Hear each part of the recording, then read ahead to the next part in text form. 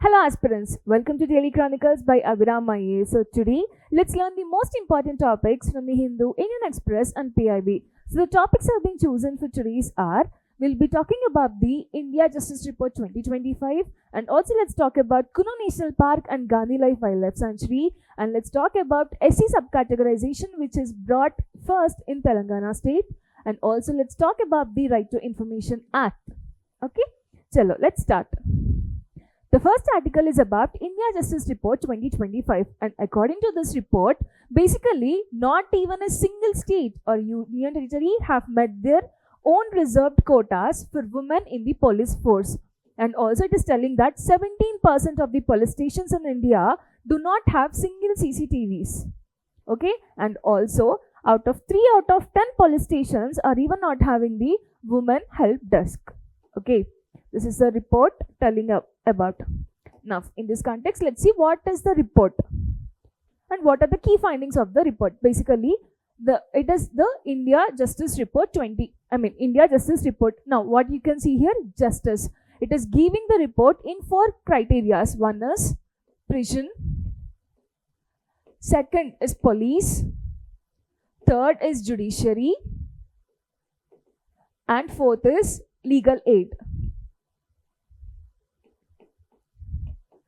So, this report considers 4 pillars, that is prisons, police, judiciary and also legal aid. Now, who gives this report? It is basically given by the Tata Trust in collaboration with other institutes. And also, what is the main objective of the report? It is basically ranking of the states in the context of capacity of their delivering the justice.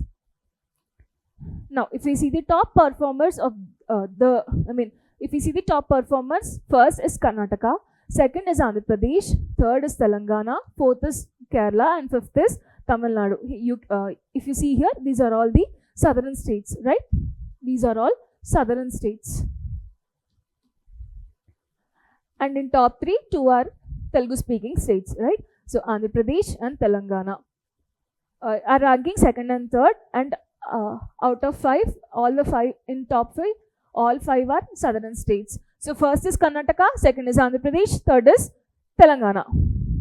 Now, if we see the key findings of the report, pillar number 1, if it is talking about police. Now, what the report is telling, basically there is an increase in urban police stations. There is an increase in urban police stations. That is, in urban areas, number of police stations have been increased. And also there is an improvement of gender diversity in the police forces. That means increase of women polices. But one negative is that there are still some vacancies are there in this police personals. That is a major issue here. Now, coming to the judiciary, let's see what the judiciary pillar is telling about. Basically, you can see there are a number of cases pending in the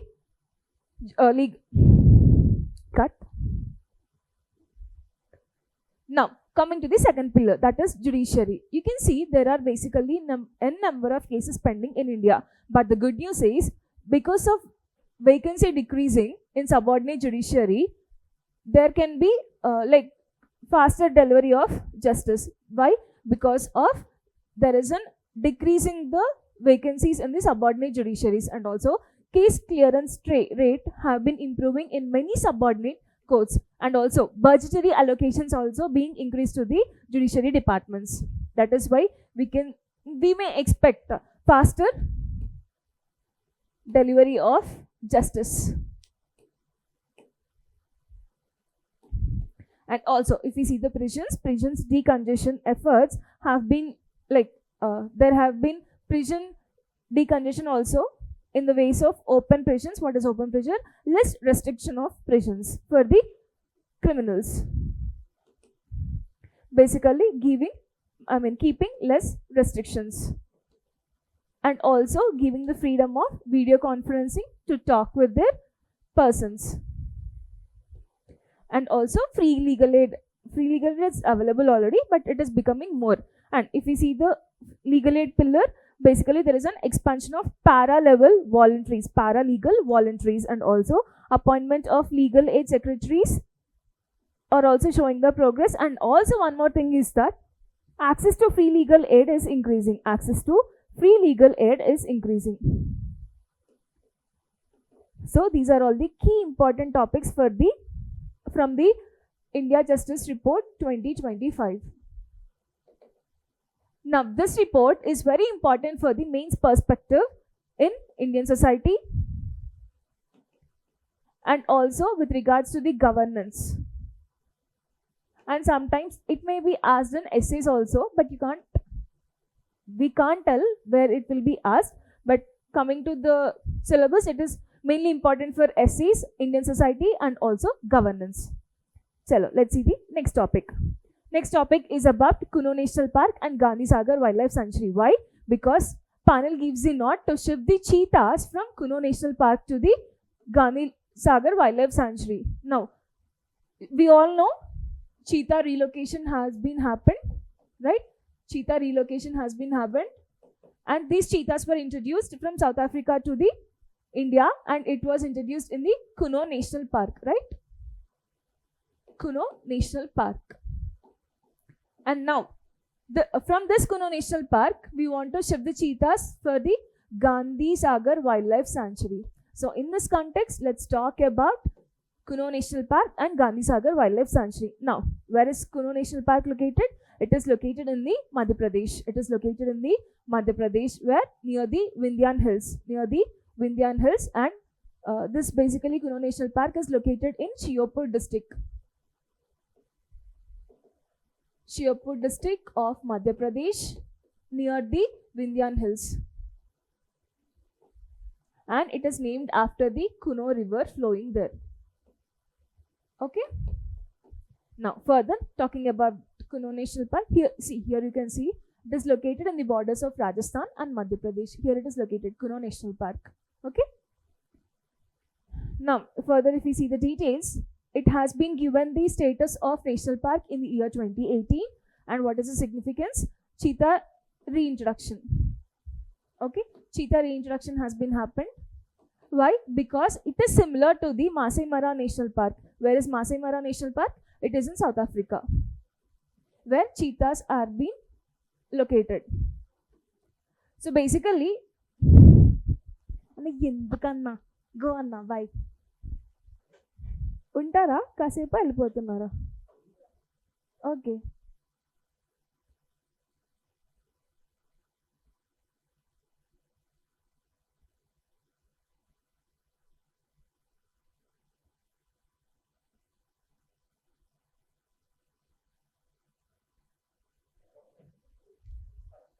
first కట్టా షూరా?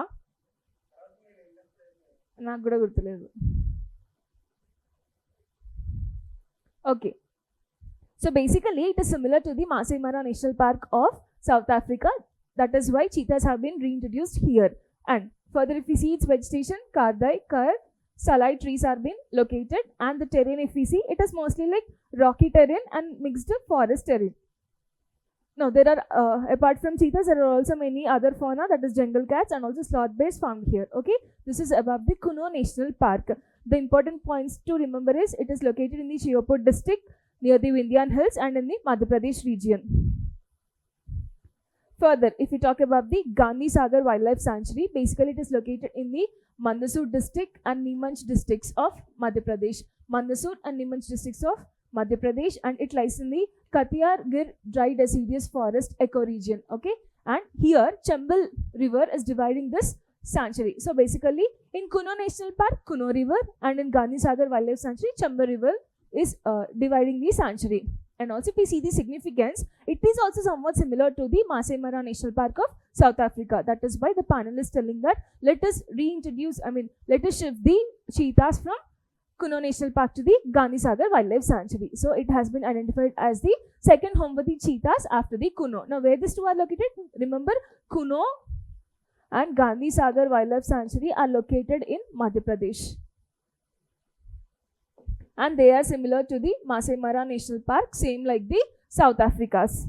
And if we see, okay, the landscape resembles like the Masai Mara in Kenya, South Africa. And also if we see the vegetation, three types of vegetations. Northern tropical deciduous forest, and also northern tropical dry mixed deciduous forest, and also dry deciduous shrubs have been located. Okay, these three are the vegetation types here. And if you see the cultural and historical importance, basically the sites include Chauran Singrai and also Chaturbhujnath temple and Badkaji rock paintings also. This is a significance, and also other things like Hilangarjar fort and also Takseshwar temple. Okay, this is a historical significance, historical and cultural significance.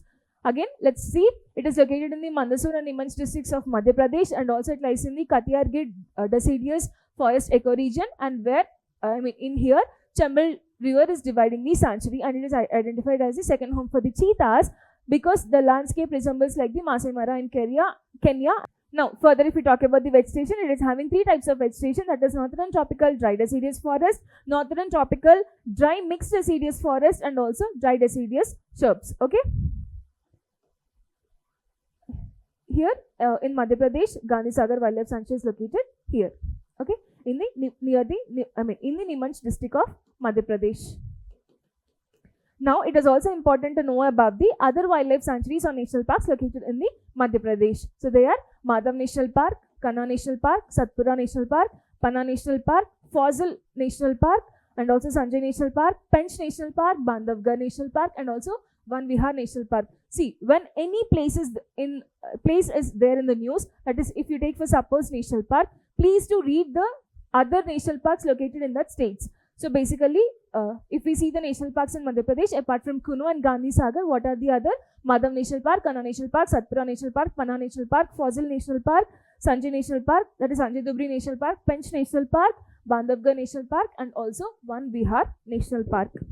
That is all about the Gandhi Sagar and Kuno National Park. Now, next topic is about the SC subcategorization. Why it is in news? Because Telangana becomes the first state to implement the SC subcategorization, that is reservation in the reservation. So basically what the article is telling is like, so basically it is reservation in reservation. So for SCs there is 15% of reservation. In this 15%, three groups have been divided, like group 1, group 2 and group 3. In this group 1, there are, there are 15 caste, and in group 2, there are 18 caste, and in group 3, there are 16 caste. For this 15 groups, 1% reservation is being given additionally, and for this 18 caste, that is in group 2, basically, I think it is 9% of reservation, and remaining is 5% of reservation for the group 3. So, reservation in reservation. Basically, we are having 15%, and this 15% is again divided into 1% for the group 1, 9% to the group 2, and 5% to the group 3. Okay. So, Telangana became the first state to implement the SC subcategorization, that is reservation in the reservation. Now, what is the issue? If we see the historical background, basically, Malas were given more priority or more reservations than the Madigas in Telangana. So basically, if we see for Madigas, there is less representation. That is why from 30 years, they are being like telling that to give the reservations, and now it happened yesterday, that happened yesterday. And from 30 years, like Madiga Reservation Porata Samiti is fighting for the reservation because these Madigas in Telangana have been got less number of opportunities compared to the Malas. This is the historical background of the case. That is why it was approved yesterday for SC subcategorization, that is reservation in reservation. Now, this is important for the mains exam also. Now, let's see the articles associated with it. Basically, Article 16 of Clause 4 tells that it ensures reservation in public employment to promote the equal opportunities, and this was accepted. Basically, this subcategorization was accepted by the 7 judges bench, and they told yes, it is constitutional. And now Telangana can give the reservation within reservation for SC and also ST communities. SC is being given. Okay. Now, the articles supporting this are Article 16 of Clause 4. What it is telling, it ensures reservation in public employment to promote the equal opportunities. And further, Article 15 of Clause 4 is telling that it allows the special provisions for the advancement of the backward classes. And Article 341, it is telling that empowering the, it is associated with the President is empowering to notify the scheduled caste And also Supreme Court ruling, Supreme Court has been supported the subcategorization, where 7 judges bench have been told it is constitutionally yes. Now let's see the pros and cons, negatives and also positives. So basically if you see the positives, it is like equitable access, that means fair distribution of the reservation for all the SC group, among the SC groups, and also social justice, Ambedkarite vision, what is it, uplifting of SC communities, all the sections of SC communities, and also federal precedents, that is like it is creating, Telangana has been creating now a model, it is turning like a model state for the other states. And if you see the negatives, basically if the ruling party is given this, what will the opposition do? It will oppose. Okay, so opposition from the dominant groups like Mala caste community now will oppose this reservation. Okay, and further intra-caste tensions, that is fightings between the caste itself, SC caste itself, and also data absence. There is no particular reliable data here, so that is lacking here, data absence, and also politicization. That means now they can they can demand votes. The ruling party can demand the votes on this issue. Now further, last article is about the Right to Information Act. Now why it is in news? Because they want to bring amendment in this right to information. In what context? Basically there is a DPDP Act of 2023. What is this DPDP Act? Basically it is Personal Data Protection Act of 2023. Now they want to amend this act, and by amending this act, Right to Information Act also will be amended. Let's see. So the issue is basically Right to Information Act was passed in the year 2005. What this Right to Information Act does, it gives the information for the public. So basically citizens can take the information from the government officials, like their studies, their caste information, and there are also salaries. Now why? Because this is ensuring the transparency and accountability. And further, now section 8 clause 1 of J tells that personal info can be denied, but disclosure allowed if the public interest is higher. It is telling basically you have right to privacy, but when the public is demanding, you have to give your information. Okay, such that it is safeguarding the public interest versus the privacy is also balanced. But now coming here, Digital Personal Data Protection Act of 2023, it is telling that you can protect your personal data and also privacy of the individuals, and it has been introduced some section 44 of clause 3, and this section 44 of clause 3 wants to amend the RTA Act of 18 clause 1 subclause J. Now what is this 8 clause 1 subclause J? It is talking about the personal information can be denied, but if the public interest is more, then that information should be disclosed. But now what this Digital Personal Data Protection Act is telling? It is telling that it is protecting the personal data and also privacy of the individuals. So here comes the clash, conflict of interest. Now this section wants to amend the RTA section of 8 clause 1 of clause J, and it is removing the public interest to safeguard the officials' information. Now what happens? So government cannot deny the RTA request by simply labeling data as personal. Now what is happening? The major objective of RTA, that is Right to Information Act, is violating. What is the objective? To safeguard the public interest, that is ensuring the transparency and accountability. Coming to here, now it is becoming less transparency and less accountability. So that is the issue. Now in this context, let's talk about Right to Information Act. Basically it was passed in the year 2005, and associated ministries, Ministry of Personnel, Public Grievance, and also pensions. What it covers? It covers the all public authorities information who are under central, state and local governments, which are including the constitutional bodies, except some intelligence and security agencies under the second schedule like CBI, etc. Okay, and jurisdiction, it applies to everyone. It applies to whole of India, that is every state. Okay, before Jammu and Kashmir was not there, but after abrogation of 370, Article 370, now Jammu and Kashmir also been included. Okay, now this jurisdiction is for whole of India. Okay, whole of India, and like it covers the public authorities, central, state, and also local bodies. And now who are exempted? Like RAW, IB are exempted. Okay. Now let's see the recent amendments happened in the RTI Act. Basically, there are two amendments. First is RTI Amendment Act of 2019. Now, what it done? It gave central government some powers. Like there is Central Information Commission and State Information Commission. So the central government got power to give them their term of office, and also fixed tenure of 5 years have been removed. Now it is the central government's wish for how many years they should be state, and also the services and service conditions and salaries are also fixed by the central government. This is one of the amendment. Now, next amendment is Digital Personal Data Protection Act of 2023. As recently, before session we discussed that. So basically, there is conflict of interest between Section 44 Clause 3 and also Section 8 Clause 1 of Clause J. So there is a conflict of interest between these two. Okay, and this is weakening the RTI amendment, RTI Act of 2005.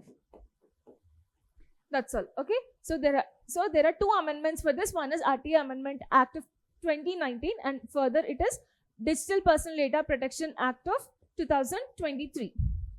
These are the two amendments. Okay, that's it. So we'll be back tomorrow with other articles. Thank you.